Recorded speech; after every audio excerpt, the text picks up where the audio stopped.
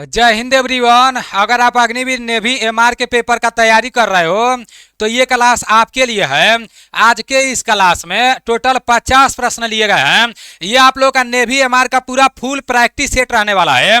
पूरा प्रश्न आप लोगों को देखना है और पूरा 50 प्रश्न समाप्त होने के बाद लास्ट में ईमानदारी पूर्वक से कमेंट करके बताना है कि इन 50 प्रश्नों में से आपका कितना प्रश्न सही हुआ है।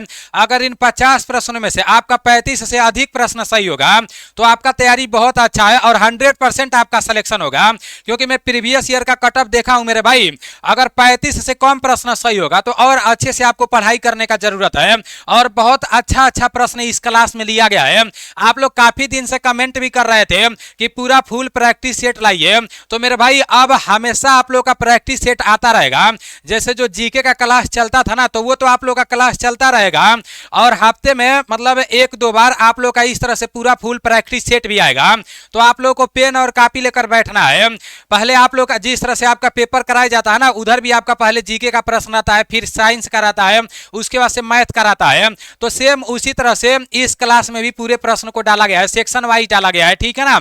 तो चलते हैं अपने प्रश्नों की तरफ और ज्यादा टाइम हम लोगों को नहीं लेना है, क्योंकि नेवी एमआर का जो पेपर होता है ना, तो उसमें सिर्फ 30 मिनट का टाइम मिलता है। तो हम लोग को ये पूरा 50 प्रश्न 30 मिनट में कंप्लीट करने का कोशिश करना है। ठीक है ना। चलो चलते हैं अपने प्रश्नों की तरफ। देखो मैं ज्यादा टाइम नहीं लगाऊंगा एक प्रश्न पर, क्योंकि 30 मिनट का टाइम है। मैथ के प्रश्नों को भी हल करना है, तो मेरे भाई मैं ज्यादा टाइम नहीं लगाऊंगा। ठीक है ना। क्योंकि 30 मिनट का आपके पास टाइम रहता है। जल्दी से बता दो, जो भी आपको आएगा वो अपने दिमाग में सोच लेना और लिखते रहना कि आपका कितना प्रश्न सही हो रहा है। जो नहीं आएगा छोड़ देना है, क्योंकि इसमें निगेटिव मार्किंग भी रहता है। 1/4 का निगेटिव मार्किंग रहता है। भारत के किस प्रांत में आदिवासी नहीं रहते हैं? तो इसका राइट आंसर जितने साथी हरियाणा बता रहे हो, बिल्कुल भी राइट बता रहे हो। हरियाणा राज्य में 2011 के जनगणना के अनुसार हरियाणा राज्य में आदिवासी नहीं रहते हैं। याद रखना आप सभी साथी। आपका नेक्स्ट प्रश्न है, वित्त आयोग के अध्यक्ष की नियुक्ति कौन करता है? तो वित्त आयोग के अध्यक्ष की नियुक्ति कौन करता है? देखो मैं आप लोगों को ज्यादा टाइम नहीं दूंगा, इसलिए ज्यादा टाइम नहीं दूंगा एक प्रश्न पर, इसलिए ज्यादा टाइम नहीं दूंगा क्योंकि टाइम बहुत कम है। ठीक है ना। तो टाइम को मैनेज करना आप लोगों को सीखना है। वित्त आयोग के अध्यक्ष की नियुक्ति राष्ट्रपति द्वारा होता है। वर्तमान में वित्त आयोग के अध्यक्ष कौन है? तो अरविंद पनगड़िया है। ठीक है ना। और 16वें नंबर के वित्त आयोग के अध्यक्ष है। आपका नेक्स्ट प्रश्न है कि निम्नलिखित में से कौन सा देश है संयुक्त राष्ट्र सुरक्षा का अस्थायी सदस्य है? तो ये आपका चीन हो जाएगा। जो चीन है वो संयुक्त राष्ट्र सुरक्षा परिषद का अस्थायी सदस्य है। तो याद रखना आप सभी साथी। ठीक है ना। आप सभी साथियों को पता होना चाहिए और टाइमिंग भी आप लोग देखते रहना, क्योंकि टाइमिंग देखना बहुत जरूरी है।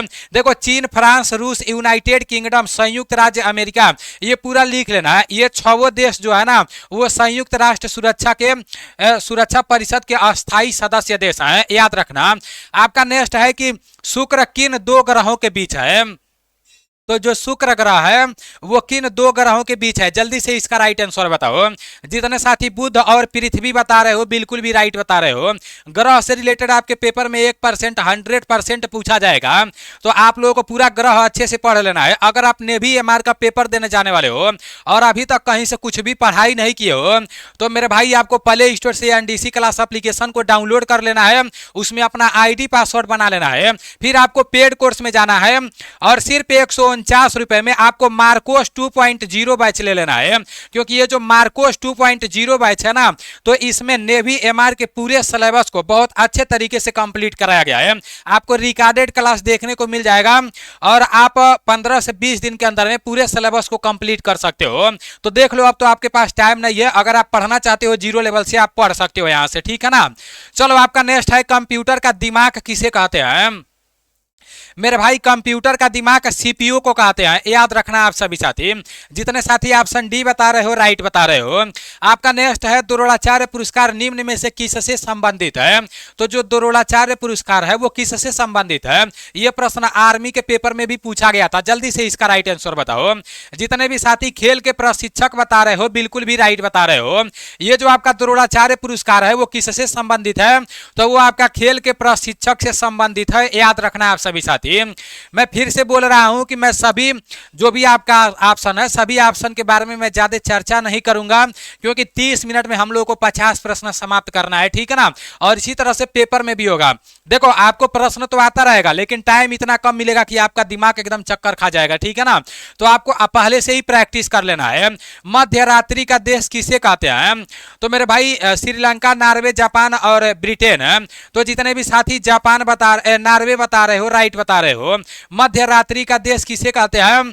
तो नॉर्वे को कहते हैं। Norway is right answer. आपका नेक्स्ट प्रश्न है कि लोकसभा में शून्यकाल कितने समय का होता है? तो लोकसभा में जो शून्यकाल होता है ना, तो वैसे लोकसभा में शून्यकाल आधे घंटे का होता है। ये जरूरी नहीं है कि आधे घंटे का ही होगा, लेकिन इसका आंसर आधा घंटा ही होगा, ठीक है ना। वो तो मतलब जैसे समय के अनुसार किया जाता है, लेकिन आधे घंटे का होता है अगर इस तरह से ऑप्शन में आएगा तो। याद रखना, लोकसभा में शून्यकाल कितने समय का होता है? तो आधे घंटे का होता है। देखो कितना अच्छा अच्छा प्रश्न लिया गया है। अभी साइंस का भी प्रश्न आएगा, मैथ का भी प्रश्न आएगा, तो पूरा 50 प्रश्न टच करके जाना है। और अगर क्लास आप को अच्छा लगेगा तो अच्छा अच्छा कमेंट करना, ताकि मैं अगला प्रैक्टिस सेट लाने में थोड़ा हमको मोटिवेशन मिले, ठीक है ना। साउथ अफ्रीका की मुद्रा क्या है? तो मेरे भाई साउथ अफ्रीका की मुद्रा रैंड है। याद रखना आप सभी साथी, 100% मुद्रा से आपके पेपर में प्रश्न पूछेगा। किसी भी देश के मुद्रा से प्रश्न पूछ देगा, तो गलती बिल्कुल भी नहीं करना है, ठीक है ना। आपका दरहम जो है वो यूएई का है, यूनाइटेड अरब अमीरात का है। नेक्स्ट है रणजीत सागर बांध कौन सी नदी पर बना है? तो जो रणजीत सागर बांध है कौन सी नदी पर बना है? जल्दी से इसका राइट आंसर बताओ। जितने भी साथी रावी नदी बता रहे हो, बिल्कुल भी राइट बता रहे हो। रणजीत सागर बांध कौन सी नदी पर बना है? तो रावी नदी पर बना है। Option A is right answer. चलो नेक्स्ट प्रश्न है, इसका राइट आंसर बताओ। जवाहर सुरंग कौन से राज्य में स्थित है? जल्दी से बताओ, जवाहर सुरंग कौन से राज्य में स्थित है? मेरे भाई जितने साथी जम्मू कश्मीर बता रहे हो, बिल्कुल भी राइट बता रहे हो। जवाहर सुरंग किस राज्य में स्थित है? तो जम्मू कश्मीर में है। ऐसा प्रश्न आपके पेपर में पूछा जाता है, ठीक है ना। सुरंग, उरंग, झील, नदी, पर्वत, पहाड़, ये सब आपके नेवी एमआर का सिलेबस में है। तो जवाहर सुरंग जम्मू कश्मीर में है, याद रखना। नेक्स्ट है कि अलमाटी बांध किस नदी पर बनाया गया है? तो मेरे भाई बांध से भी पेपर में प्रश्न पूछेगा। ये जो अलमाटी बांध है ये कृष्णा नदी पर बनाया गया है।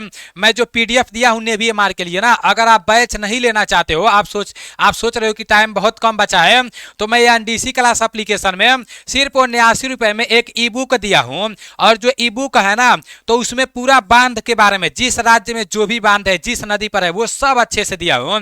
जलप्रपात भी दिया हूं, बंदरगाह भी दिया हूं, मिट्टी से रिलेटेड भी प्रश्न डाला गया है, जीके और साइंस का पूरा प्रश्न डाल दिया गया है। इस ई बुक को लेकर आप बहुत अच्छे से अपना नेवी एमआर के पेपर का तैयारी कर सकते हो, ठीक है ना। काफी सारे दोस्त इस ई बुक को ले लिए हैं, तो आप भी ले सकते हो एनडीसी क्लास एप्लीकेशन से। जब पेड वाले सेक्शन में जाओगे तो उधर ई बुक वाला आ जाएगा, ठीक है ना। तो जितने भी साथी कृष्णा नदी बता रहे हो, राइट बता रहे हो। आपका नेक्स्ट है सत्यमेव जयते किस पुस्तक से लिया गया है? सभी लोगों को पता होगा कि सत्यमेव जयते मुंडक उपनिषद से लिया गया है। जितने भी साथी ऑप्शन सी बता रहे हो, राइट बता रहे हो। नेक्स्ट है गोदान के रचयिता कौन है? तो जल्दी से इसका राइट आंसर बताओ कि गोदान के रचयिता कौन है। जितने भी साथी ऑप्शन ए बता रहे हो, बिल्कुल भी राइट बता रहे हो। Munshi Premchand is right answer. Godan के रचयिता कौन है? तो मुंशी प्रेमचंद इसका राइट आंसर हो जाएगा। शाम को 3 बजे यूट्यूब पर इंडियन आर्मी के लिए क्लास चलेगा, लाइव क्लास चलेगा, तो उसमें हम लोग जीके को अच्छे से देखेंगे, ठीक है ना। और अभी प्रीवियस ईयर का प्रश्न चल रहा है यूट्यूब पर, तो उस क्लास में भी आप लोग को जुड़ना है। टंगस्टन धातु सर्वाधिक कहां पर पाई जाती है? तो मेरे भाई मैं कल यूट्यूब पर जो क्लास कराया था आर्मी के लिए, तो उधर भी बताया था। ये आपका राजस्थान में सबसे ज्यादा पाया जाता है। और अगर देश पूछ देता ना, तो वो चीन में सबसे ज्यादा टंगस्टन धातु पाया जाता है। राजस्थान का जो नागौर जिला है, तो उधर आपका टंगस्टन धातु सबसे ज्यादा पाया जाता है। जितने साथी ऑप्शन बी बता रहे हो, राइट बता रहे हो। सर्वाधिक सफल मुगल बादशाह कौन था? जल्दी से बताओ, सबसे अधिक मुगल बादशाह कौन था? आप सभी साथियों को पता होना चाहिए। सबसे अधिक सफल मुगल बादशाह कौन था? तो ये अकबर था, ठीक है ना। सबसे अधिक सफल मुगल बादशाह कौन था? ये अकबर था। याद रखना आप सभी साथी। देखो मैं ज्यादा टाइम आप लोगों को नहीं दूंगा मेरे भाई, क्योंकि मैं कोशिश करूंगा कि 30 मिनट में पूरा क्लास हो जाए, लेकिन अगर टाइम बढ़ेगा 30 मिनट का, तो मैं मैथ में थोड़ा सा टाइम लूंगा आप लोगों को समझाने के लिए। द गाइड पुस्तक के लेखक कौन है?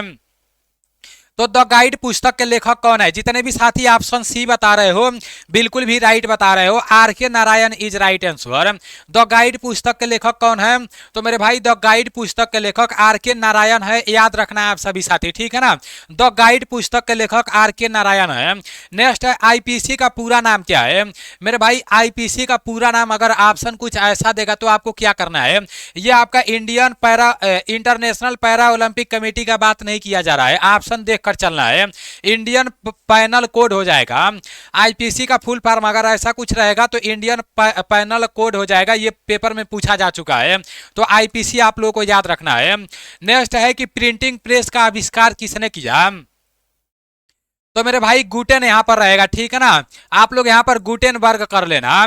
प्रिंटिंग प्रेस का आविष्कार किसने किया? तो जॉन गुटेनबर्ग ने, ठीक है ना। जितने भी साथी ऑप्शन ए बता रहे हो बिल्कुल भी राइट बता रहे हो, option A is right answer. चलो आपका नेक्स्ट प्रश्न यहां पर है कि जंतर मंतर जो जयपुर है, जंतर मंतर जयपुर व दिल्ली का निर्माण किसने करवाया? जो आपका जंतर मंतर है वो जयपुर में है और दिल्ली में है, तो इसका निर्माण किसने करवाया? जल्दी से बताओ मेरे भाई। इसका राइट आंसर आपका महाराजा जय सिंह हो जाएगा। जंतर मंतर जो जयपुर व दिल्ली में है तो इसका निर्माण किसने करवाया? तो ये महाराजा जय सिंह ने करवाया, याद रखना आप सभी साथी। जितने भी साथी महाराजा जय सिंह अगर द्वितीय आ जाएगा तो उस पर आप लोगों को ट्रिक मारना है। नेक्स्ट है कि भारत में अंकलेश्वर किसके उत्पादन के लिए प्रसिद्ध है? तो अंकलेश्वर किसके उत्पादन के लिए प्रसिद्ध है, ऐसा पूछ रहा है। ये जो अंकलेश्वर है ना, ये कहां पर है मेरे भाई? ये भी आपका पेपर में पूछ सकता है, तो ये गुजरात में है। ऐसे प्रश्न आपके पेपर में अभी पूछे जा रहे हैं। जो अंकलेश्वर है ये कहां पर है? गुजरात में है। किसके उत्पादन के लिए प्रसिद्ध है? तो पेट्रोलियम के उत्पादन के लिए प्रसिद्ध है, याद रखना। वैसे पेट्रोलियम के उत्पादन के लिए जिस राज्य में जो शहर प्रसिद्ध है, जो जिला प्रसिद्ध है, तो वो पूछा जा रहा है। तो मैं देख रहा हूं इसको एक जगह करा दूंगा। भारत में अंकलेश्वर किसके उत्पादन के लिए प्रसिद्ध है? तो पेट्रोलियम के उत्पादन के लिए प्रसिद्ध है। आपका नेक्स्ट है कि सूर्य को छोड़कर पृथ्वी के निकट कौन सा तारा है? यहाँ ग्रह का बात नहीं किया जा रहा है, यहाँ तारा का बात किया जा रहा है। और देखो सूर्य एक तारा है, सूर्य को ग्रह नहीं समझना। आपका जो बुध है, शुक्र है, पृथ्वी है, मंगल है, बृहस्पति है, शनि है, अरुण है, वरुण है, तो ये सब ग्रह है। लेकिन यहाँ पर तारा का बात किया जा रहा है मेरे भाई। ग्रह से जो आपका सोलर सिस्टम है, जो आपका सौरमंडल है, यहाँ से आपके पेपर में एक प्रश्न 100% पूछा जाएगा, तो गलती नहीं करना है आप लोगों को। सूर्य को छोड़कर पृथ्वी के निकट कौन सा तारा है? तो ये आपका प्राकिस्मा सेंचुरी, ये अल्फा सेंचुरी लिखा गया है। अगर प्राकिस्मा सेंचुरी रहेगा तो भी आपका ये राइट आंसर हो जाएगा। ऑप्शन ए जितने लोग बता रहे हो राइट बता रहे हो।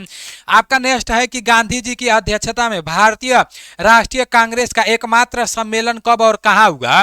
तो गांधी जी की अध्यक्षता में भारतीय राष्ट्रीय कांग्रेस का एकमात्र सम्मेलन कब और कहां हुआ? मेरे भाई बेलगांव में हुआ 1924 में। कहां पर हुआ? बेलगांव में हुआ। कब हुआ? 1924 में हुआ।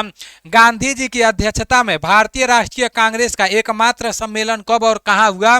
तो ये आपका हुआ 1924 बेलगांव में, ठीक है ना। याद रखना आप सभी साथी। देखो कितना अच्छे लेवल का प्रश्न लाया हूं। एक लाइक तो बनता है मेरे भाई। वैसे मैं लाइक कोई करने के लिए नहीं बोलता हूं, लेकिन अच्छा प्रश्न है, लाइक करोगे तो अच्छा ही रहेगा। उससे मुझे पैसा थोड़ी के मिलेगा, लेकिन अच्छा रहेगा। अजंता की गुफाएं चित्र किससे संबंध है? ये अजंता का गुफा पूछ रहा है, वो किससे संबंधित है? चंदेल, आर्यों से, जैनियों से और गौतम बुद्ध से। तो ये ऑप्शन डी हो जाएगा, गौतम बुद्ध से, ठीक है ना। अजंता की गुफाओं के चित्र किससे संबंधित है? गौतम बुद्ध इसका राइट आंसर हो जाएगा। याद रखना आप सभी साथी। एक बार सुबह में क्लास कर लेना, एक बार रात को सोते टाइम इसको सुन लेना अच्छे से क्लास को। जिस तरह मैं बार बार रिपीट करता हूँ प्रश्नों को ना, तो ये आपके दिमाग में सीधे फिट हो जाएगा। और क्लास अच्छा लगेगा तो बताना, मैं दोबारा प्रैक्टिस सेट लेकर आऊंगा। नहीं तो 25 प्रश्न जीके का चलता रहेगा। वैसे अब सप्ताह में प्रैक्टिस सेट आपका आता रहेगा। भारत में सबसे बड़ा बाघ अभयारण्य रिजर्व है नागार्जुन, मानस, पेंच और जिम कार्बेट। तो इसका राइट आंसर आपका नागार्जुन हो जाएगा। Nagarjuna is right answer. Bharat में सबसे बड़ा बाघ अभयारण्य रिजर्व है नागार्जुन। जितने लोग बता रहे हो राइट बता रहे हो। आपका नेक्स्ट यहाँ पर है पृथ्वी के घूर्णन गति बढ़ने पर जी का मान में क्या हो जाता है? तो पृथ्वी के घूर्णन गति बढ़ने पर जी का मान में क्या हो जाता है? जल्दी से आप सभी साथी इसका राइट आंसर बताओ। पृथ्वी के घूर्णन गति बढ़ने पर जी का मान में क्या हो जाता है? अधिक, कम, समांतर और इनमें से कोई नहीं। तो इसका राइट आंसर आपका कम हो जाएगा। पृथ्वी के घूर्णन गति बढ़ने पर गुरुत्वाकर्षण का मान कम हो जाता है। जितने साथी ऑप्शन बी बता रहे हो, राइट बता रहे हो। देखो आपका जीके का सेक्शन समाप्त हो गया, अब साइंस का सेक्शन आ गया। इसी तरह से पेपर देने जाओगे तो आपका होगा, पहले आएगा जीके, फिर साइंस आएगा, फिर आपका मैथ आएगा। तो आपको पहले जीके साइंस देख लेना है अच्छे से, फिर मैथ को आपको, मैथ में देखो जीके साइंस में जो आएगा वो कर लेना है। फिर आपको टाइम भी देख लें कितना हो गया, अभी टाइम है, ठीक है ना, 30 मिनट में हमको समाप्त करना है ना। चलो बाद में बात करेंगे ये सब। पदार्थ के संवेग और वेग के अनुपात में कौन सी राशि प्राप्त होती है? तो इसका राइट आंसर जल्दी से आप सभी साथी बताओ। जितने भी साथी आवृत्ति बता रहे हो बिल्कुल भी राइट बता रहे हो। पदार्थ के संवेग और वेग के अनुपात में कौन सी राशि प्राप्त होती है? तो आवृत्ति इज राइट आंसर। नेक्स्ट है, ध्वनि के वेग पर किसका प्रभाव नहीं पड़ता है? तो मेरे भाई ध्वनि के वेग पर किसका प्रभाव नहीं पड़ता है? जल्दी से इसका राइट आंसर बताओ।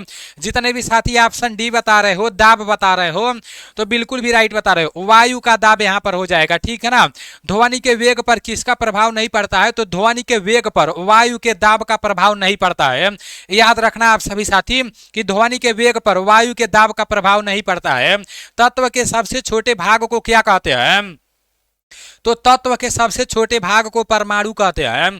तत्व के सबसे छोटे भाग को क्या कहते हैं? परमाणु कहते हैं। आपका नेक्स्ट प्रश्न यहाँ पर है, दाब बढ़ाने पर पानी का क्वथनांक पर क्या प्रभाव पड़ता है?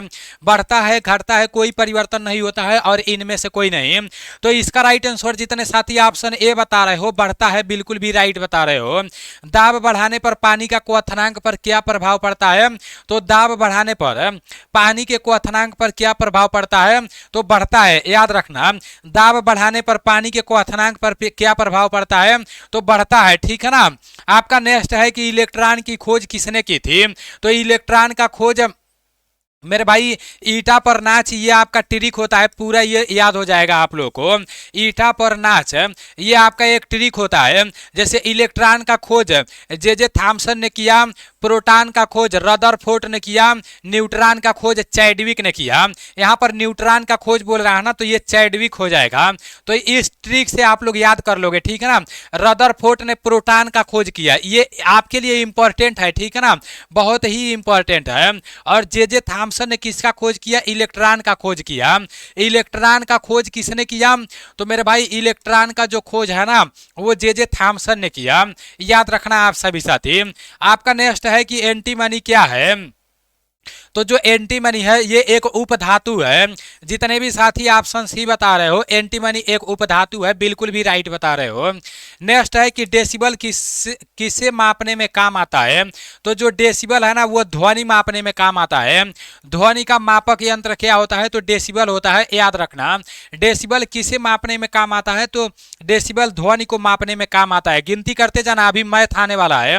मैथ का जो प्रश्न आएगा ना, अच्छे लेवल का प्रश्न आएगा। अभी मैं आप लोगों को पूरा प्रश्नों को अच्छे से हल करूंगा।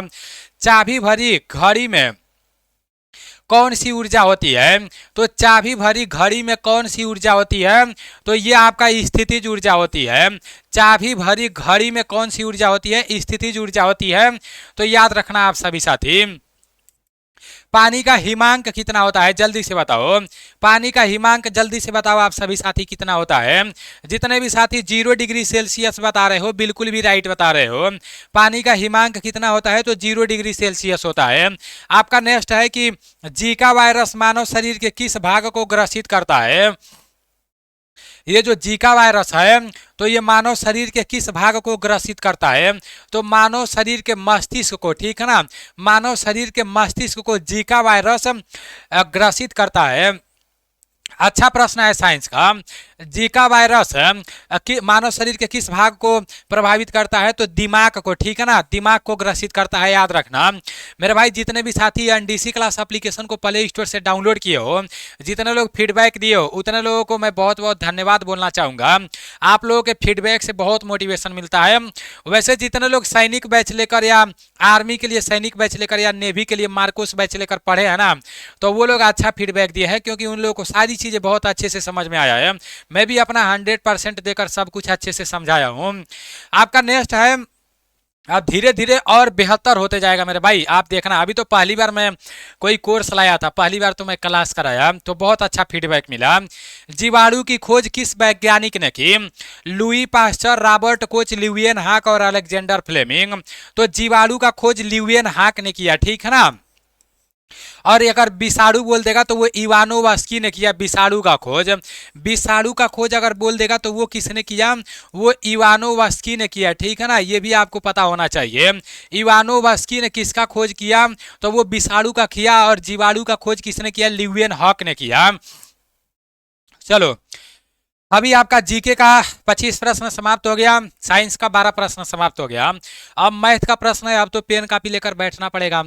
पूरा 13 प्रश्न है, देखना है कि 13 प्रश्न में से आपका कितना प्रश्न सही हो रहा है, ठीक है ना। चलो, इसका राइट आंसर आप लोग बताओ। हम लोग सभी प्रश्नों को बहुत अच्छे से देखने वाले हैं और इजी लैंग्वेज में देखने वाले हैं, समझने वाले हैं। बोल रहा है एक संख्या 53 से जितनी बड़ी है उतनी ही 95 से छोटी है, तो वह संख्या बताओ। जब भी ऐसा प्रश्न आएगा तो आपको करना क्या है? देखो, वैसे तो आप ऑप्शन से भी कर सकते हो, लेकिन एक एक ऑप्शन को मिलाना पड़ेगा कि यार वो कौन सा संख्या है जो 53 से उतना ही बड़ा है जितना 95 से छोटा है। बड़ा दिमाग खर्च करना पड़ेगा मेरे भाई, आपको वो संख्या यक्स मान लेना है, ठीक है ना। जब भी ऐसा प्रश्न आएगा, माना वह संख्या यक्स है, माना वह संख्या क्या है मेरे भाई? माना वह संख्या यक्स है। कुछ भी मान सकते हो, एक्स वाई जेड जो मन करे वो मान लो। बोल रहा है एक संख्या यक्स से जितनी बड़ी है, यक्स से बड़ी है बोल रहा है, उस संख्या को हम यक्स माने हैं। तो मेरे भाई ये जो संख्या है ये यक्स से बड़ी है, ठीक है ना। ये जो संख्या है, एक संख्या 53 से जितनी बड़ी है, ये 53 से बड़ी है, तो हमको इसके बराबर में लाना है। ये 53 से बड़ी है तो 53 में से जब इसको घटा देंगे तो बराबर आ जाएगा वो संख्या। आप लोग खुद समझने का कोशिश करना मेरे भाई। 53 बोल रहा है कि एक संख्या 53 से जितनी बड़ी है उतनी 95 से छोटी है, तो संख्या यक्स माने हैं। अब यक्स ये 53 से जितनी बड़ी है, ये बड़ी है 53 से ना, तो क्या करेंगे? 53 में से इसको घटा देंगे तो बराबर वाला संख्या हमको पता चल जाएगा, ठीक है ना। अब बोला है इसके बराबर क्या है? बोला कि 95 से उतनी ही छोटी है। ये जो आपका 95 है ना, उससे ये संख्या उतनी ही छोटी है, तो उतनी ही छोटी है का मतलब 95 में से इस संख्या को घटा देंगे। अब बस आपका प्रश्न आसान हो गया, बस अच्छे से समझना, सब समझ में आएगा आपको। ये आपका यक्स है, यक्स रहने दो। ये आपका माइनस यक्स है। देखो, ये चर राशि है, ये अचर राशि है। जब भी ऐसा मैटर आएगा आपके सामने, तो जो आपका चर राशि रहेगा, चर राशि जैसे होता है ABCDFG मतलब जेड तक, तो उसको एक साथ ले आकर बैठाना है। जो अचर राशि है उसको एक साथ बैठाना है। तो आपका एक यक्स यहाँ है, एक यहाँ माइनस में यक्स है, इधर आएगा बराबर के तो ये प्लस में यक्स हो जाएगा बराबर। इधर आपका 95 है, ठीक है, और ये माइनस में आपका 53 है। जब उधर जाएगा तो ये प्लस में क्या हो जाएगा? 53। अब एक्स एक्स क्या हो जाएगा? 2x हो जाएगा। और आपका यहाँ 95 और 53 कितना हो जाएगा? 5 और 3 8 हो जाएगा, और 9 और 5 14 हो जाएगा, ठीक है ना। 9 10 4 14 हो गया, ठीक है। अब मेरे भाई x को इधर ही रहने दो, 148 यहाँ पर है और 2 को यहाँ गुणे में है। चर राशि और अचर राशि के बीच में कोई भी चिन्ह नहीं रहता है, गुणे का चिन्ह छिपा रहता है। और जब गुणा बराबर के उधर जाएगा तो ये भाग में हो जाएगा। बस आपको भाग दे देना है। 2 7 14, 7 बार में 14 कट गया और 2 चौको 8 है, तो ये आपका 4 बार में 8 कट गया। अब यक्स का मान क्या आ गया? हम वह संख्या क्या माने थे? यक्स माने थे। यक्स का मान कितना आ गया? 74 हो गया। तो ये 74 आपका राइट आंसर हो जाएगा। और अगर आपको विश्वास नहीं हो रहा है तो मैं प्रूव करके दिखा दे रहा हूं मेरे भाई। 74 एक ऐसी संख्या है जो 53 से जितनी बड़ी है उतनी ही 95 से छोटी है। देखो, ये 53 से कितनी बड़ी है? 74। तो 53 और 7 60 ही हो जाएगा, 60 10 70 है, तो 10 और 7 17 हो गया, और 74 तो 21 है। मतलब 53 से ये 74 कितना बड़ा है? 21 बड़ा है। मतलब अगर 53 में 21 आप जोड़ दोगे तो 3 1 4 5 2 7 मतलब 74 आ जाएगा, ठीक है। तो 53 से 21 74 बड़ा है, और इतना ही ये 95 से छोटा है। जब 95 में से 21 घटा दोगे ना, 95 में से जब 21 घटा दोगे, 5 में से 1 घटाओगे 4 बचेगा, 9 में से 2 घटाओगे 4 बचेगा, ये 74 आ जाएगा। मतलब 53 से जितनी ये संख्या बड़ी है उतनी ही 95 से छोटी है। तो ऐसे प्रश्नों को इस तरह से हल करना है। उस संख्या को यक्स मान लेना है और जब बड़ा कहेगा तो इसमें से घटा देना है, ठीक है ना। ऐसे आपको हल करना है। देखो, अगर टाइम ज्यादा लगेगा तो मेरे भाई आपको समझाने में तो टाइम चाहिए ही चाहिए। अगर हाफ काट में वैसे बताते चलूंगा तो फिर आपके लिए दिक्कत ही हो जाएगा। तो देख लेना, आप लोग को इतना टाइम नहीं लगाना है। अब देखो ऐसा प्रश्न आपके पेपर में आएगा, बोल क्या रहा है, वैसे तो आप लोग पढ़े ही हो ऐसे प्रश्न, लेकिन प्रश्न थोड़ा वो लोग घुमा देते हैं। बोला है पाइप ए एक टंकी को 5 घंटे में भर सकता है तथा पाइप बी इसी टंकी को 6 घंटे में भर सकता है। फिर बोल रहा है कि उसी भरी हुई टंकी को पाइप सी 3 घंटे में खाली कर देता है। बोला है यदि पाइपों को एक साथ खोल दिया जाए तो 6 घंटे बाद का कितना हिस्सा भर जाएगा। अच्छे लेवल का प्रश्न है और नेवी एमआर में ऐसा ही प्रश्न पूछा जाएगा। आर्मी में तो बहुत आसान पूछता है, लेकिन नेवी एमआर में ऐसा प्रश्न पूछ देता है। देखो करना क्या है मेरे भाई, एकदम आसान है। देखो क्या करना है, आसानी से हल कर ले जाओगे। बोला है पाइप ए एक टंकी को 5 घंटे में भरता है। जैसे ये जो पाइप ए है ये एक टंकी को कितने घंटे में भर रहा है, 5 घंटे में भर रहा है, ठीक। फिर बोला है कि पाइप बी इसी टंकी को 6 घंटे में भर रहा है। तो ये जो पाइप बी है इसी टंकी को 6 घंटे में भर रहा है। अब फिर बोल रहा है कि उसी भरी हुई टंकी को पाइप सी 3 घंटे में खाली कर दे रहा है। ये जो सी है ना, ये 3 घंटे में क्या कर दे रहा है, खाली। जब खाली कर रहा है तो ये माइनस हो जाएगा, क्योंकि ये दोनों लोग मिलकर भर रहे हैं और ये ससुरा सी वाला खाली कर दे रहा है, तो ये माइनस में हो जाएगा। अब इतना तो हम लोग लिख दिए, ए 5 घंटे में भर रहा था, बी 6 घंटे में भर रहा था और सी 3 घंटे में खाली कर दे रहा था। अब जब भी ऐसा प्रश्न आएगा, देखो जब मैं प्रैक्टिस सेट लाऊंगा ना, हमेशा ऐसा प्रश्न लाऊंगा, इतना प्रश्न लाऊंगा कि आप लोग हल करने लग जाओगे। अब देखना है कि टंकी में कितना लीटर पानी भर रहा है, और वो देखने के लिए हम लोग तीनों का एलसीएम लेंगे, लॉसा लेंगे। जब इन तीनों का एलसीएम लेंगे तो वो 30 आ जाएगा। एलसीएम लेने का तरीका मैं आप लोगों को बताया हूं एप्लीकेशन में कि मेरे भाई एलसीएम जिसका भी एलसीएम लेते हैं, जैसे मान लो यहां पर आप एलसीएम लेकर देख सकते हो, आपका 5 हो गया, 6 हो गया और 3 हो गया। तो मेरे भाई जब इसका एलसीएम लोगे, पहले 2 से काटोगे, 3 से काटोगे, लास्ट में फिर सबका गुणा करोगे तो 30 आ जाएगा। 30 एक ऐसी छोटी संख्या है, तीनों से काटेंगे तो ये कट जाएगा, ठीक है ना। इससे छोटी संख्या कोई और नहीं है जो इन तीनों से कटे। तो एलसीएम में वही होता है कि ऐसी छोटी संख्या लेते हैं जिसका एलसीएम लेते हैं उससे वो कट जाए, ठीक है ना।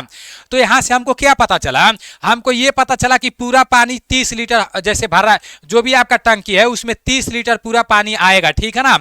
अब ये 30 लीटर पानी को 5 घंटे में भर रहा है, तो 5 घंटे में भर रहा है, 1 घंटे में कितना लीटर भर रहा है, 6 लीटर भर रहा है। 30 में जब 5 का भाग देंगे तो 6 लीटर हो जाएगा। अब बी 1 घंटे में कितना, बी 30 लीटर पानी को 6 घंटे में भर रहा है, तो 1 घंटे में कितना भरता होगा, 6 × 30 मतलब 5 लीटर पानी 1 घंटे में भरता होगा। अभी ससुरा सी जो है ये क्या कर रहा है कि ये मतलब 3 घंटे में, जैसे 3 घंटे में ये पूरा टंकी खाली कर दे रहा है, ये 3 घंटे में पूरा खाली कर दे रहा है। ये लोग भर रहे हैं ना, तो ये 3 घंटे में खाली कर दे रहा है। तो मेरे भाई 1 घंटे में कितना जैसे कितना लीटर पानी खाली कर रहा है, जब 30 में 3 का भाग देंगे तो 10 × 30 मतलब 10 लीटर ये क्या कर दे रहा है, खाली कर दे रहा है 1 घंटे में। अब देखो करना क्या है मेरे भाई, पूरा पानी आपका 30 लीटर है। अब ये दोनों लोग ए और बी मिलकर 1 घंटे में कितना लीटर भर रहे हैं, 6 × 5 = 11, दोनों जोड़ देंगे क्योंकि मिलकर ये लोग भर रहे हैं, तो ये लोग 11 लीटर भर रहे हैं। यही पर समझना है, दोनों लोग मिलकर 11 लीटर भर रहे हैं, लेकिन ये सी क्या कर रहा है, 1 घंटा में 10 लीटर निकाल दे रहा है। तो 11 लीटर में से 10 लीटर जब निकल जा रहा है तो 1 लीटर बच रहा है, और 1 लीटर बच रहा है तो मेरे भाई 1 घंटा में 1 ही लीटर पानी भर रहा है। जब 1 घंटा में 1 लीटर पानी भर रहा है तो 30 घंटा में 30 लीटर पानी भरेगा।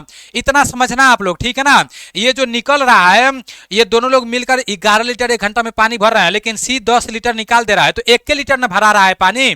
10 लीटर जब हमेशा निकल जा रहा है तो 1 लीटर पानी भरा रहा है। अब 30 लीटर पूरा है, 1 घंटा में 1 लीटर भरा रहा है तो 30 घंटा में 30 लीटर भराएगा।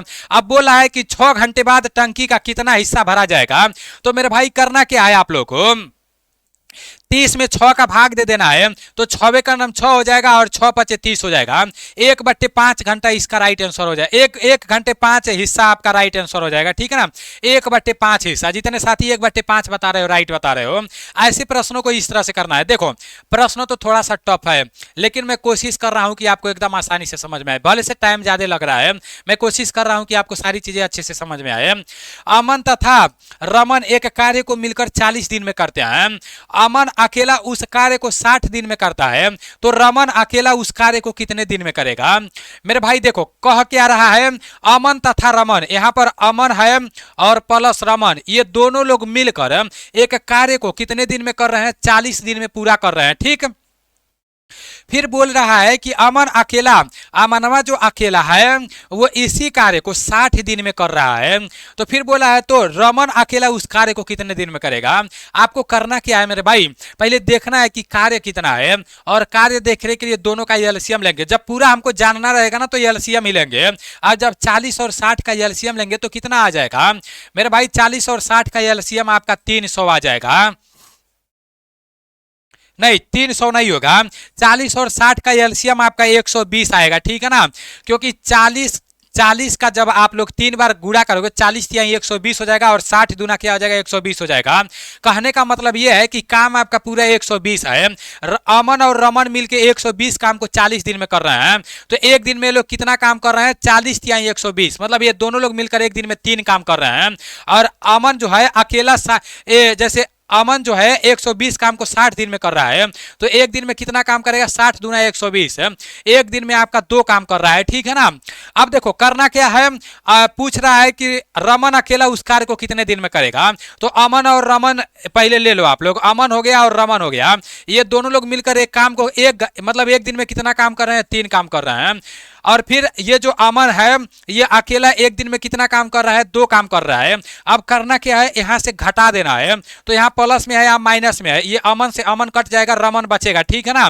और यहाँ से 3 में से 2 घट जाएगा तो 1 बचेगा। तो रमन एक दिन में 1 काम कर रहा है, काम कितना है, काम 120 है। जब एक दिन में 1 काम हो रहा है तो 120 काम कितने दिन में होगा, 120 दिन में होगा। तो 120 दिन इसका राइट आंसर हो जाएगा। करना कुछ नहीं है, ज्यादा परेशान होने का जरूरत नहीं है। बोला था अमन और रमन एक कार्य को मिलकर 40 दिन में कर रहे हैं, तो अमन और रमन को दोनों को मिलाकर 40 दिन में काम करा दिया है।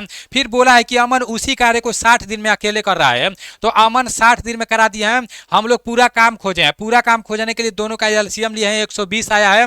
अब दोनों का जब एलसीएम 120 आया है तो हमको ये पता चल गया है कि पूरा काम 120 है। जब पूरा काम 120 है तो 120 काम को जो अमन रमन मिलकर 40 दिन में कर रहे हैं, तो ये दोनों लोग मिलकर एक दिन में 3 काम कर रहे हैं, और अमनवा अकेले एक दिन में 2 काम कर रहा है। तो अमन रमन में से अमन को घटा दिए हैं, रमन आया है, 3 में से 2 घटा है, 1 आया है, मतलब रमन एक दिन में 1 काम कर रहा है, तो 120 काम 120 दिन में करेगा।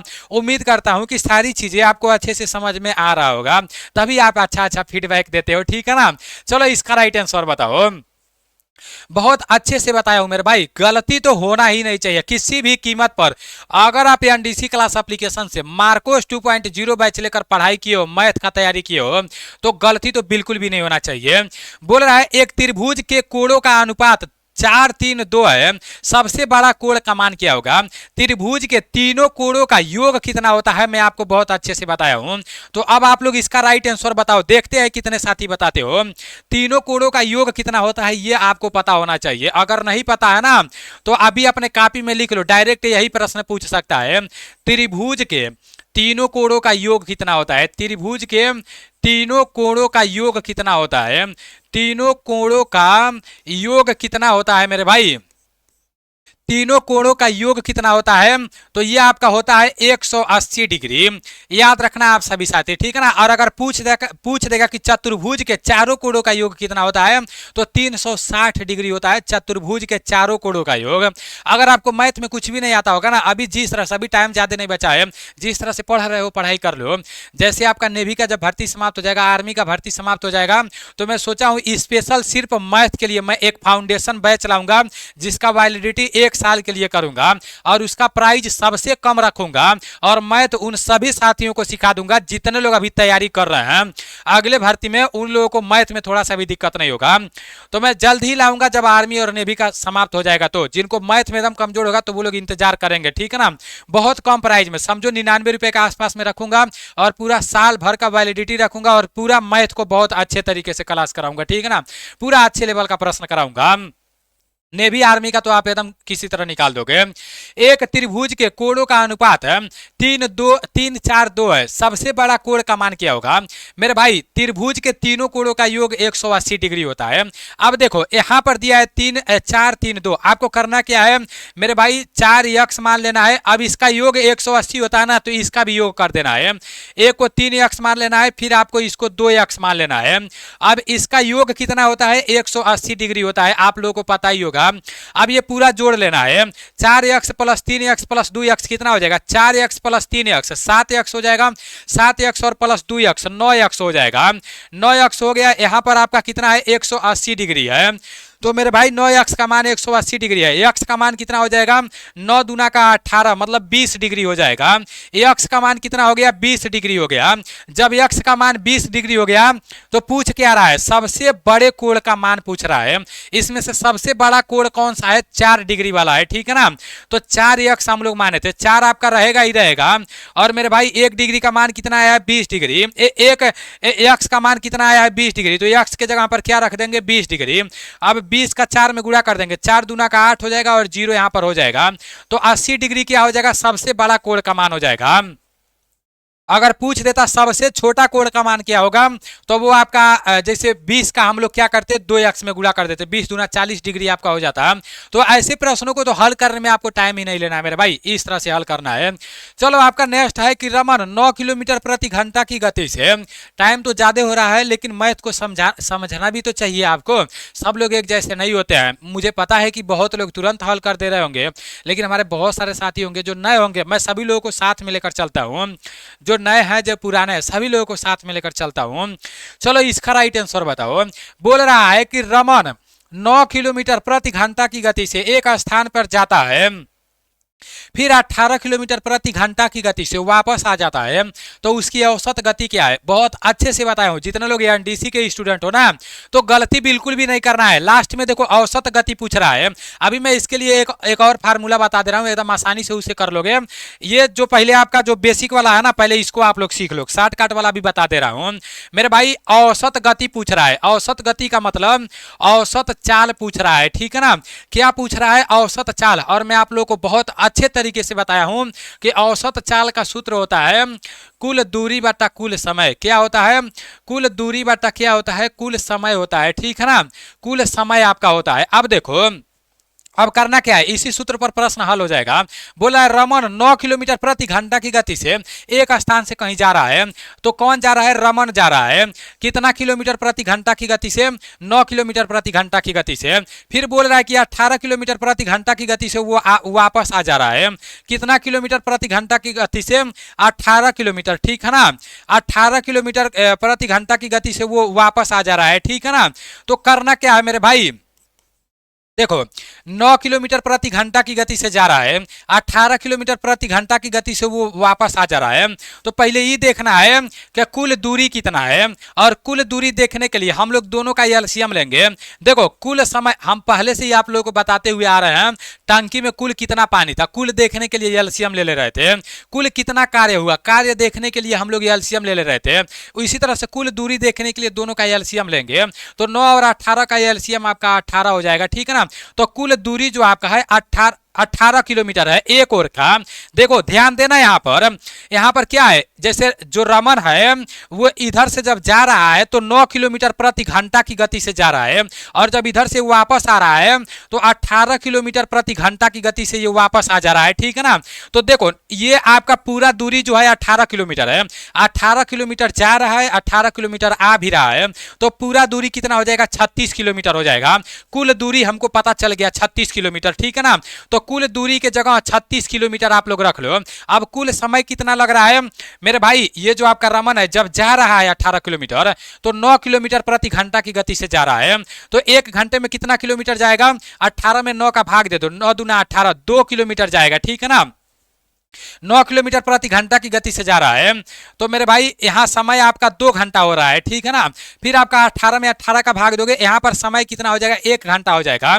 तो कुल समय कितना लग रहा है? 3 घंटा लग रहा है। कुल समय कितना लग रहा है? यहाँ पर 2 1 3 घंटा लग रहा है, ठीक है ना। तो मेरे भाई पूरा समय आपका कुल समय कितना लग रहा है? 3 घंटा लग रहा है। जाने में 2 घंटा लग रहा है। मान लो 18 किलोमीटर का दूरी है, 9 किलोमीटर प्रति घंटा के चाल से चल रहा है, तो जाने में 2 घंटा लग जाएगा। अगर 18 किलोमीटर प्रति घंटा की गति से आ रहा है तो आने में 1 घंटा लग जाएगा। तो कुल समय 3 घंटा हो गया। 2 और 1 3 घंटा यहाँ पर हो गया, ठीक है ना। कुल समय आपका 3 घंटा हो गया। बस इसी को हल कर देना है। 3 का नाम 3 हो जाएगा, 3 दूना 6 हो जाएगा। तो मेरे भाई चाल औसत गति, औसत चाल क्या हो जाएगा? 12 किलोमीटर प्रति घंटा हो जाएगा। इसको हल करने के लिए मैं 10 सेकंड लूंगा, लेकिन आपको समझाने के लिए टाइम लग रहा है मेरे भाई। इस तरह से प्रश्न को हल करना है। देखो बहुत अच्छे से मैं आपको बता दिया हूं, 12 किलोमीटर प्रति घंटा हो जाएगा, ठीक है ना। चलो अब आगे चलते हैं। आगे आपका दिया है 7 प्रश्न और बचा है, अच्छे से देख लेना है।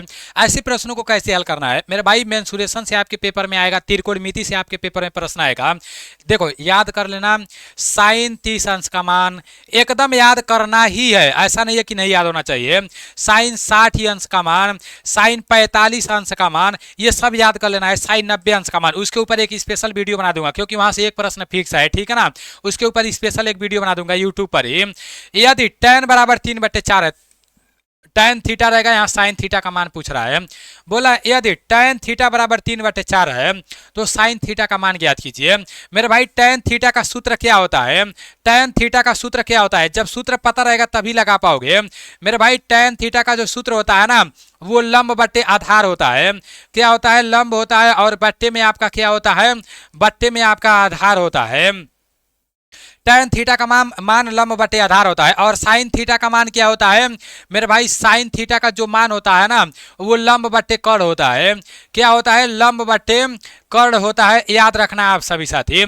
साइन थीटा का मान लंब बटे कर्ण होता है। अब देखो यहाँ पर tan थीटा का मान लंब बटे आधार होता है, यहाँ 3/4 दिया, मतलब लंब आपका 3 दिया है और आधार 4 दिया है। साइन थीटा का मान पूछ रहा है मेरे भाई, साइन थीटा बराबर लंब आपका कितना दिया है, यहाँ पर 3 दिया है, लेकिन कर्ण नहीं दिया है, तो कर्ण हमको ज्ञात करना है। अगर आप चाहोगे, नहीं अभी नहीं हो पाएगा, ऊपर आपका 3 रहेगा, ठीक है, और कर्ण नहीं दिया है, तो कर्ण ज्ञात करने के लिए हम लोग पाइथागोरस प्रमेय लगाएंगे। क्या करेंगे मेरे भाई, हम लोग पाइथागोरस प्रमेय लगाएंगे, ठीक है ना। आपका देखो ये आपका समकोण त्रिभुज हो गया, इसका लंब कितना दिया है, आपका 3 दिया है, और आधार ये नीचे वाला हो गया 4 दिया है। और क्या ज्ञात करना है, कर्ण ज्ञात करना है। तो कर्ण ज्ञात करने के लिए हम लोग क्या करेंगे, कर्ण का सूत्र लगाएंगे, ठीक है ना। कर्ण का सूत्र होता है कर्ण का स्क्वायर बराबर लंब का स्क्वायर होता है। क्या होता है, लंब का स्क्वायर होता है प्लस आधार का स्क्वायर होता है, ठीक है ना। प्लस किसका स्क्वायर होता है, आधार का स्क्वायर होता है। तो मेरे भाई कर्ण नहीं पता है, तो कर्ण का स्क्वायर ऐसे आप लोग रहने दो, ठीक है ना।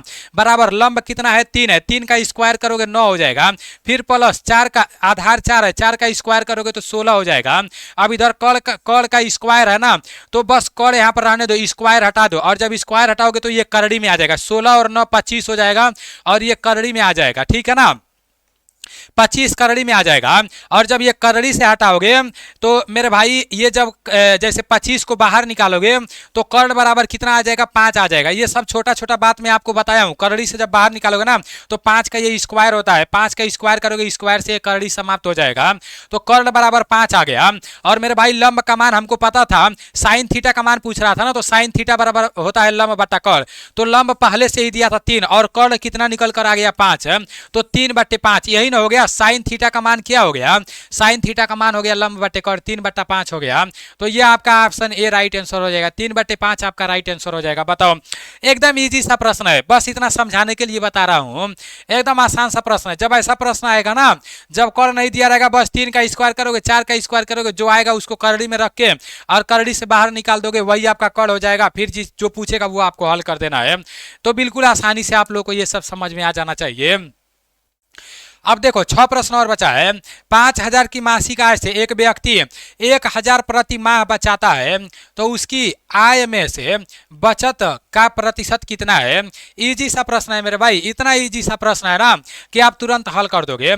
बस तरीका आप लोगों को आना चाहिए, ठीक है ना। टाइम ज्यादा, अरे तरीके टाइम ज्यादा हो गया क्या, चलो कोई दिक्कत वाली बात नहीं है, टाइम तो लगना ही था। यहाँ पर आपका है कि 5,000 की मासिक आय में एक व्यक्ति 1,000 प्रति, देखो मासिक आय कितना है आपका, प्रतिशत पूछ रहा है। मासिक आय आपका टोटल कितना है, पूरा आपका 5,000 है, ठीक। तो जितना पूरा रहता है उसको नीचे रखते हैं। जैसे मान लो जब देता है कि 500 अंक वाले पेपर में आप 240 अंक पाए हो, तो आप कितना प्रतिशत अंक पाए हो, तो जितना पूरा अंक रहता है उसको नीचे रखते हैं, जितना पाए रहते हैं उसको ऊपर रखते हैं, 100 से गुणा करते हैं, आंसर आ जाता है। सेम इसमें भी वही करेंगे। पूरा आपका कितना है, 5,000 है, और 5,000 में से कितना पा रहे हो, 1,000 पा रहे हो, ठीक। 1,000 मासिक आय बचा रहे हो। उसके बाद से 20% निकालना है तो 100 से आपका गुणा कर देना है।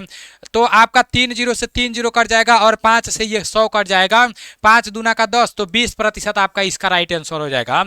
इजी सा प्रश्न है मेरे भाई, जितना पूरा था उसको नीचे रखे हैं, जितना बचा रहा था उसको ऊपर रखे हैं, प्रतिशत निकालने के लिए 100 से गुणा कर दिया है, 20% आ गया है। यहाँ पर बोल रहा है यदि 110 गुणे 102 गुणे 103 को 10 से विभाजित किया जाए तो शेषफल क्या होगा। इजी सा प्रश्न है, टाइम तो बिल्कुल भी नहीं लगना चाहिए। विभाजित मतलब इसको काटा जा रहा है। 110 गुणे एक नहीं 110, हाँ 110 है यहाँ पर, हाँ 110 है। ये आपका 110 है, ठीक है ना। टाइपिंग में मिस्टेक हो गया है क्या, एक बार देख लेते हैं, कहीं टाइपिंग में मिस्टेक नहीं ना हुआ है। ये आपका 101 है, ठीक है ना। ये आपका 101 है, 110 रहेगा तभी भी हो जाएगा, कोई दिक्कत नहीं है, लेकिन 101 है, ऑप्शन उस तरह नहीं मिलेगा ना। 101 बना लेना है। यहाँ पर क्या बना लेना है, 101 आपको बना लेना है।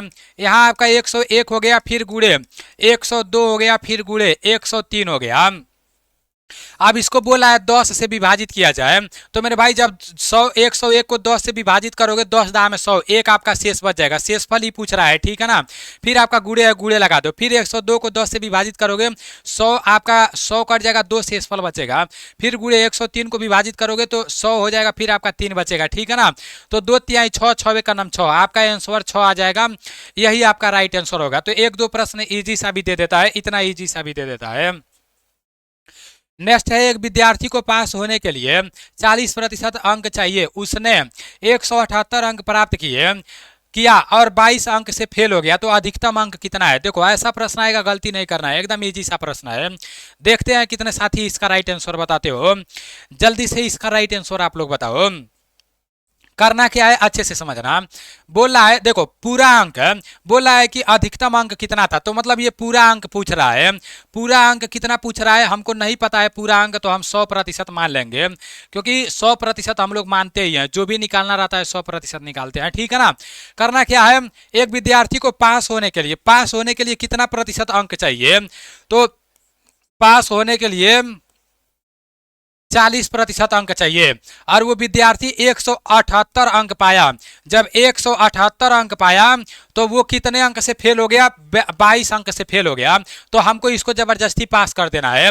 178 अंक पाया, 22 अंक से फेल हो गया, अगर ये 22 अंक और पाया होता, मतलब 22 अंक और इसको प्राप्त हुआ होता तो ये पास हो गया होता, तो 22 अंक जोड़ दिए तो ये 40% का मान आ गया। देखो समझने का कोशिश करना, 178 अंक पाया तो 22 अंक से फेल हो गया, तो हम क्या किए, अगर बोला है कि 40% अंक उसको चाहिए था पास होने के लिए, तो पास वाला यहाँ लिख दिए। अब क्या किए कि जितना पाया है वो और जितना फेल हुआ है दोनों जोड़ दिए, मतलब इसको पास कर दिए हैं। अगर इतना पाया होता तो पास हो जाता, तो इसको पास कर दिए, तो ये 40% का मान आ गया है। अब 40% का मान कितना दिया है, इसको जोड़ देते हैं। 8 2 10 के 0 हासिल बचा 1, 7 2 9 1 हासिल 10 के 0 हासिल 1 1 2, तो आपका 40% का मान 200 है। कितना प्रतिशत का मान पूछ रहा है, 100% का मान पूछ रहा है, तो 1% का मान निकाल के 100 में गुणा कर देना है। 1 0 से 1 0 कट जाएगा, 4 से 20 कट जाएगा, 4 5 20, तो 1% का मान कितना आ गया, 1% का मान 5 आ गया। और कितने प्रतिशत का मान निकालना है, 100% का मान निकालना है, तो 100% का मान कितना हो जाएगा, 100 गुणे 5 मतलब 500 हो जाएगा, 500 इसका राइट आंसर हो जाएगा। बताओ पूरा अंक आपका 500 था, तो ऐसे प्रश्नों में भी कंफ्यूजन में नहीं पड़ना है आप लोगों को। आपका नेक्स्ट प्रश्न है कि कोई धनराशि साधारण ब्याज पर उधार दिया जाता है, फिर बोला है 5 वर्ष में स्वयं का दुगुना हो जाता है, तो बोला है कि वार्षिक ब्याज की दर ज्ञात कीजिए। मेरे भाई कोई धनराशि है, माना वह राशि 100% है, माना वह राशि कितना है, तो माना वह राशि, हमको राशि नहीं पता है ना कितना है, तो हम लोग क्या कर लेंगे, 100 मान लेंगे, 100 रुपया मान लेंगे। तो आपका ये 100 रुपया है, और ये बोल रहा है कि 100 रुपया साधारण ब्याज पर उधार दिया जाता है, और 5 वर्ष में, कितने वर्ष में, 5 वर्ष में ये बोल रहा है कि स्वयं का दुगुना हो जाता है। मतलब पहले 100 रुपया था, ये स्वयं का दुगुना हो गया, मतलब 200 रुपया हो गया। 5 वर्ष में 200 रुपया, पहले 100 था, 5 वर्ष में 200 हो गया, तो 5 वर्ष में ब्याज कितना बढ़ा, 100 से जब 200 हुआ तो साधारण ब्याज कितना बढ़ा, साधारण ब्याज 100 रुपया बढ़ा। अब बोल रहा है कि वार्षिक ब्याज की दर ज्ञात कीजिए। तो मेरे भाई 5 वर्ष में, इसको अब छोड़ दो, 100 रुपया 200 हुआ है 5 वर्ष में, तो 5 वर्ष में कितना रुपया ब्याज बढ़ा है मेरे भाई? 5 वर्ष में जो आपका ब्याज बढ़ा है ना, यहाँ वर्ष में लिख दे रहा हूँ, 5 वर्ष में जो ब्याज बढ़ा है 100 रुपया बढ़ा है, तो 1 वर्ष में कितना मतलब बढ़ेगा, ऐसे आपको ज्ञात करना है। तो मेरे भाई 5 से बस इसमें भाग दे देना है, 5 दूना का 10 है, तो ये 20% आपका आ गया, ठीक है ना। ये आपका 5 का मान 100 था, तो 1 का मान क्या आ जाएगा? 100 आ जाएगा। और ये प्रति वर्ष बोला था ना, वार्षिक ब्याज की दर, हाँ 1 वर्ष का वार्षिक ब्याज, 5 वर्ष में जब 100% बढ़ रहा है तो 1 वर्ष में कितना प्रतिशत बढ़ेगा? 20%। तो 20% आपका राइट आंसर हो जाएगा, ठीक है ना। याद रखना 5% में जब 100%, 5 वर्ष में जब 100% बढ़ रहा है तो 1 वर्ष में 20% बढ़ेगा, सीधा सीधा सा बात है। चलो आपका नेक्स्ट प्रश्न है, अच्छा प्रश्न है मेरे भाई, इसको तो एकदम चुटकी में आप लोग करोगे, ठीक है ना, अगर पता रहेगा तो। ये है क्या? ये मेरे भाई संख्या दिया है, संख्या का वर्ग दिया है, यहाँ जोड़ दिया है, संख्या के वर्गों का योग है, इसका एक सूत्र होता है। पहले सूत्र से मैं आप लोगों को बता दे रहा हूँ, पहले सूत्र से मैं आप लोग को, अच्छा एक प्रश्न और मैं आप लोगों को बोला था शॉर्ट ट्रिक बताने के लिए, जो टंकी वाला था, चलो अब अगले क्लास में बताएंगे, ठीक है ना। संख्या के वर्गों का योग, संख्याओं के वर्गों का योग क्या हो जाएगा? संख्याओं के वर्गों का योग आपका होगा, ठीक। इसका सूत्र होता है, ये संख्या के वर्गों का योग हो गया, इसका सूत्र क्या होता है? वैसे तो सूत्र बहुत लंबा चौड़ा होता है मेरे भाई, अगर आप सूत्र पर जाओगे ना तो एकदम आपका दिमाग खराब हो जाएगा, आपका माथा खराब हो जाएगा, ठीक है ना। इसका सूत्र होता है आपका यन, फिर कोष्टक में यन प्लस 1, फिर आपका कोष्टक में यन प्लस 2, उसके बाद से बट्टे में 6 होता है। आप कुछ लोग सोचेंगे इतना बड़ा सूत्र कैसे याद करेंगे, आसान सा है मेरे भाई, यन फिर यन प्लस 1, फिर एक कोष्टक में यन प्लस 2 और बट्टा 6। लेकिन ऐसा प्रश्न होना चाहिए, ऐसा प्रश्न रहेगा, और चाहे ऐसा रहेगा ना, एक पर 2 हो गया, फिर प्लस 3 पर 2 हो गया, फिर प्लस 5 पर 2 हो गया, मतलब ऐसे ऐसे ऐसे 100 पर 2 हो गया, मतलब 101 पर 2 हो गया। जैसे विषम संख्या रहे चाहे सम संख्या रहे, चाहे सम संख्याओं के वर्गों का योग निकालना रहे, चाहे विषम संख्याओं के वर्गों का योग निकालना है, इसी सूत्र से लगेगा। अब ये जो यन है ना, ये लास्ट वाला संख्या हम लोग मानते हैं, पहले वाला नहीं लास्ट वाला, तो जहां जहां यन है तहां तहां लास्ट वाला संख्या रख देंगे। यहाँ यन के जगह 20 रख देंगे, फिर कोष्टक में यन है ना तो 20 हो जाएगा, फिर प्लस 1 है 1 हो जाएगा, फिर कोष्टक में यन है तो यन के जगह 20 रखेंगे, फिर प्लस 2 है 2 रखेंगे, बट्टे में 6 है तो 6 रख देंगे। अब क्या करना है, यहाँ आपका 20 रहेगा ही रहेगा, कोष्टक तोड़ेंगे गुणे हो जाएगा, 20 और 1 21 हो जाएगा, फिर ये कोष्टक तोड़ेंगे गुणे हो जाएगा, 20 और 2 22 हो जाएगा, और बट्टे में आपका 6 है तो 6 रहेगा। अब 3 से काट दो, 3 दूना का 6 और 3 सते 21 हो गया। अब 2 से 20 को काट दो, 2 दहा में 20 है, 2 दहा में 20 है। अब 10 का गुणा आपको किस में कर देना है? 10 सते 70, 7 में कर देना है, ठीक है ना। तो ये आपका कितना आ जाएगा? 10 सते 70 हो गया, और गुणे यहाँ पर 22 है तो 22 रहने दो। अब क्या करना है, 7 का गुणा पहले 2 में करो, 7 दूना 14 के 4, हासिल बचा 1, फिर 7 का गुणा 2 में, 7 दूना 14, 1 हासिल बा 15, और 1 जीरो है, 1 जीरो यहाँ पर ला दो, तो 1540 इसका राइट आंसर आ रहा है। मैं आप लोग को एक जादू बताऊं, चलो इतना आपको करने का जरूरत नहीं है, ठीक है ना। ये मैं इसलिए बताया हूं कि इस सूत्र पता रहेगा तो आसानी से आप लोग हल कर दोगे। संख्याओं के वर्गों का योग का सूत्र होता है यन, एक कोष्टक में यन प्लस 1, एक कोष्टक में यन प्लस 2, और फिर बट्टे में 6 होता है। इतना करने का जरूरत ही नहीं है। आपको करना क्या है मेरे भाई, पेपर में कैसे करना है, जैसे आपके सामने ये प्रश्न आएगा, लास्ट वाला संख्या देखना, 20 है, 20 गुणे 21 गुणे 22, बस करके 6 गुणा कर देना है, बस यही करना है। 20 गुणे 21 गुणे 22, लगातार 3 संख्या कर देना है, बस गुणा कर देना है। यह आपका सूत्र पर बैठ जाएगा। कभी भी ऐसा प्रश्न आएगा, यह अभी मैं बहुत बार लाने वाला हूँ प्रैक्टिस सेट में, तो ऐसे आपको कर देना है। बस आपका 3 दूना का 6, 3 सते 21, 2 पचे 10, 2 पचे नहीं 2 दहा में 20, 10 सते 70, और गुणे यहाँ पर 22 हो गया, और जब 70 का गुणा 22 में करेंगे तो 1540 आ जाएगा। बस इतना ही करने का जरूरत है। और अगर सूत्र से लगाना चाहोगे तो यन, एक कोष्टक में यन प्लस 1, एक कोष्टक में यन प्लस 2 बट्टा 6 हो जाएगा। चलो आपका नेक्स्ट प्रश्न है, इसके बाद से एक प्रश्न और बचा है। यहाँ पर है, यदि कोई धनराशि, बोल रहा है यदि कोई धन है चक्रवृद्धि ब्याज की दर से 3 वर्ष में इतना रुपया हो जाता है, 4 वर्ष में इतना हो जाता है, तो ब्याज की वार्षिक प्रतिशत दर ज्ञात कीजिए। कोई धन चक्रवृद्धि ब्याज की दर से 3 वर्ष में इतना हो जाता है, हमको कोई धन पता नहीं, वो धन हमको पता नहीं है, लेकिन वो 3 वर्ष में कितना हो जा रहा है, मेरे भाई यहाँ पर मैं वर्ष लिख दे रहा हूँ, देखो प्रश्न को घुमाया है, मैं वहाँ यहाँ पर वर्ष लिख दे रहा हूँ। 3 वर्ष में कितना हो जा रहा है, 3 वर्ष में ये इतना हो जा रहा है 8,800 और कितना हो जा रहा है 20 हो जा रहा है। फिर क्या बोल रहा है, और 4 वर्ष में कितना हो जा रहा है, यहाँ पर मैं 4 वर्ष लिख दे रहा हूँ। 4 वर्ष में ये 9,261 हो जा रहा है। सिंपल सा प्रश्न है मेरे भाई। देखो 3 वर्ष में इतना हो जा रहा है, राशि नहीं पता है, बोल रहा है कि 4 वर्ष में इतना हो जा रहा है, तो बोल रहा है कि प्रतिशत दर ज्ञात कीजिए, मतलब कितना प्रतिशत पर ये बढ़ रहा है। तो मेरे भाई 3 से ये कितना वर्ष बढ़ा है, 1 वर्ष बढ़ा है, तो 4 हो गया है। 1 वर्ष में कितना रुपया ब्याज बढ़ रहा है मेरे भाई, देखो इतना से 8,820 से 9,261 हो गया है, तो कितना रुपया इसमें ब्याज बढ़ गया है, 441 रुपया ब्याज बढ़ गया है, ठीक है ना। आप 961 में से 8,820 को घटा देना, मतलब 1 वर्ष में कितना रुपया ब्याज बढ़ रहा है, 1 वर्ष में 441 रुपया ब्याज बढ़ रहा है, ठीक है ना। और कितने रुपए पर बढ़ रहा है, तो मेरे भाई ये आपका पूरा पैसा कितना है, तो पूरा आपका 8,820 है। तो जो पूरा है उसको नीचे रख दो, ठीक है ना, और जितना बढ़ रहा है 1 वर्ष में उसको ऊपर रखो, और प्रतिशत दर बोल रहा है तो 100 से गुणा कर दो, बस आपका आंसर आ जाएगा। 1 0 से 1 0 कट गया, और 441 से 882 दो बार में काट दोगे, 4 दूना का 8, 141 दूना का 82, तो 2 बार में कट जाएगा, और 2 से 10 5 बार में कट जाएगा, 2 5 10, तो 5% आपका राइट आंसर हो जाएगा। देखो कितना आसानी से हल हो गया, इतना ज़्यादा परेशान होने का जरूरत ही नहीं है आपको। चलो आपका नेक्स्ट प्रश्न है और लास्ट प्रश्न है, और अगर क्लास अच्छा लगा होगा तो फीडबैक जरूर देना, क्योंकि रात के टाइम में आप लोगों का क्लास रिकॉर्ड करता हूँ, बहुत मेहनत लगता है मेरे भाई, बहुत मेहनत लगता है।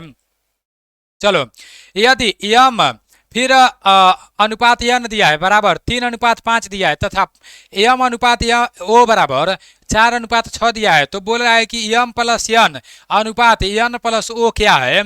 तो देखते हैं कितने साथी इसका राइट आंसर बताते हो। इजी सा प्रश्न है, मस्त प्रश्न है मेरे भाई। चलो देखो क्या करना है, इसको बैठाना है। जो आप सोच रहे हो ना सीधा सीधा लगाने का, तो आप गलती कर रहे होंगे। देखो यम अनुपात यन है, मैं आप लोग को अनुपात वाले क्लास में बहुत अच्छे से बताया था कि कैसे बैठाना है।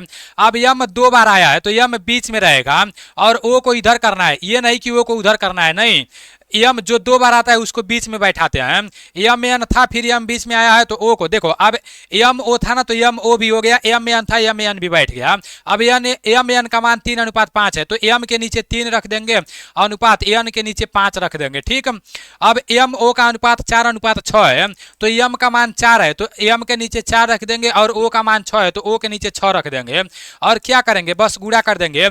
यहाँ पर कुछ नहीं, ओ के नीचे तो 3 है, तो 3 ही रहने देंगे, साइड वाला रहता है जब नीचे कुछ नहीं रहता है। तो यहाँ 4 है, 4 के साइड में 4 ही रख देंगे, मतलब साइड वाला ही रहता है। अब 6 3 के 18 हो जाएगा, अनुपात 4 तिहाई के 12 हो जाएगा, गुणा करना है, 5 चौको 20 हो जाएगा। अब इसको काट कर छोटा कर लो, 2 9 18 हो जाएगा, और 2 6 12 हो जाएगा, और 2 दहा में 20 हो जाएगा।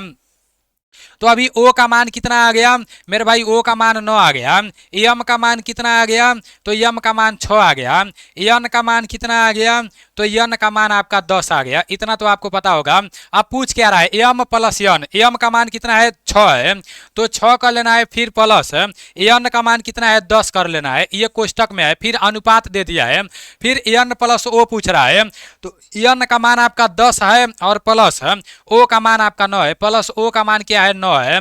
अब करना क्या है, 10 और 6 जोड़ देना है, 16 हो जाएगा, अनुपात 10 और 9 जोड़ देना है, 10 9 19 हो जाएगा, तो 16 अनुपात 19 इसका राइट आंसर हो जाए। अरे तरीके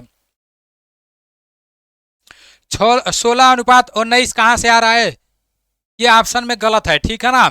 ऑप्शन में क्या है, ये ऑप्शन में आप लोगों का गलत है। 16 अनुपात ओ का मान आपका 9 आया है, और यहाँ पर क्या दिया है, बोला है कि एन प्लस ओ, तो ओ का मान आपका 9 है, एन का मान 10 है, तो 10 और 9 19 होगा, तो ये आपका 19 हो जाएगा, ठीक है ना, ये आपका 19 हो जाएगा। 16 तो सही है, और ओ का मान आपका कितना दिया है, ओ का मान आपका 9 दिया है, और एन का मान आपका कितना दिया है, एन प्लस ओ, मतलब 10 + 9 19, सही है मेरे भाई, ये ऑप्शन आपका गलत था। तो 16 अनुपात 9 आपका राइट आंसर हो जाएगा, ठीक है ना, 16 अनुपात 9 आपका राइट आंसर हो जाएगा, कोई शक वाली बात नहीं है। अभी आपके पूरे 50 प्रश्न समाप्त हो गए हैं। इन 50 प्रश्नों में से आपका कितना प्रश्न सही हुआ है, ईमानदारी पूर्वक से कमेंट करके बताओ। आप सभी साथी ईमानदारी पूर्वक से कमेंट करके बताओ। आप सभी साथियों को मैं बहुत बहुत धन्यवाद बोलना चाहूँगा, क्योंकि मैं कभी सोचा नहीं था यार कि मैं जिस चैनल पर अभी क्लास करा रहा हूँ तो इतना जल्दी मेरे Nilesh defence career YouTube channel पर 1,50,000 सब्सक्राइबर कंप्लीट हो जाएंगे। आप लोगों के सपोर्ट की वजह से Nilesh defence career YouTube channel पर 1,50,000 सब्सक्राइबर कंप्लीट हो चुके हैं और नीलेश ब्लॉग वाले यूट्यूब चैनल पर 3,60,000 से अधिक सब्सक्राइबर कंप्लीट हो चुके हैं। कभी मैं सोचा नहीं था कि आने वाले समय में मतलब इतना कुछ मैं कर पाऊंगा, लेकिन आप लोगों का साथ रहा, मेरे दोस्तों का भी बहुत ज़्यादा साथ रहा। मेरे साथ जो रौनक भाई, पहलवान भाई रहते हैं सब ना, और मेरे कुछ और भी ऐसे दोस्त हैं, तो उन लोगों से बहुत हौसला मिलता है मेरे भाई। अगर मैं कोई काम नहीं भी करना चाहता हूँ ना, तो वो लोग बोलते हैं नहीं करना है, हाँ बहुत ज़्यादा साथ देते हैं। वो लोग बोलते हैं कि नहीं करना है तो करना है, तो थोड़ा सा साथ मिल जाता है तो पूरा हम लोग कर ही जाते हैं। तो बस ऐसा करते करते यहाँ तक पहुँच चुके हैं। अब आगे देखते हैं क्या होता है, बस आप लोगों का साथ चाहिए। और आप लोग बहुत अच्छा फीडबैक दिए हो। जितने साथी इंडियन आर्मी के लिए ये एनडीसी क्लास एप्लीकेशन से सैनिक बैच लेकर पढ़ाई किए हैं, या इंडियन नेवी के लिए मार्कोस 2.0 बैच लेकर पढ़ाई किया है, तो वो लोग बहुत अच्छा फीडबैक दिए हैं। अभी पहली बार मैं बैच लाया था और पहली बार में ही बहुत अच्छा फीडबैक मिला है। जिन लोगों का मैथ में बहुत कम स्कोर हो रहा था, उन लोगों का बहुत अच्छा स्कोर हो रहा है, तो मुझे बहुत अच्छा लगा है। और मुझे अब थोड़ा थोड़ा ऐसा लग रहा है कि नहीं कुछ अलग कर जाएंगे। बाकी चलो ठीक है, बस आप लोग का प्यार इसी तरह से बना रहे, इसके लिए मैं आप सभी साथियों को बहुत बहुत धन्यवाद बोलना चाहूँगा। मिलते हैं अगले क्लास में। जय हिंद।